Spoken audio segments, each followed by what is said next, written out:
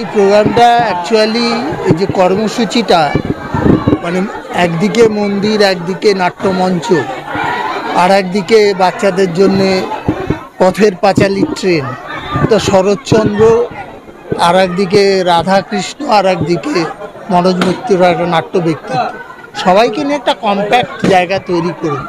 এবং আমার মনে হয় যে এখানকার যিনি বিধায়ক তার যে শুভ প্রচেষ্টা, এবং সেখানে আমাদের এইখানকার যত কাউন্সিলররা আছে তাদের সাথে রেখে, এবং আমাদের মাননীয় মন্ত্রী ফিরহাদ হাকিম এই সমস্ত কম্প্যাক্ট অনুষ্ঠানটা উদ্বোধন করলেন। এবং আমার মনে হয় এই রামকৃষ্ণপল্লীর এলাকার মানুষরা এর সুফল আগামী দিনে পাবেন, কারণ এখানে সকলেই এসছেন, প্রসূন ব্যানার্জিও এসছেন, মুরাল ভাইও এসছেন, আবার আমাদের মতো নগণ্য মানুষরাও এসছে। সবাই মিলে আমরা চেষ্টা করেছি এই এলাকার মানুষের মন জয় করবার, সেটা তাপসবাবুর নেতৃত্বে সংগঠিত।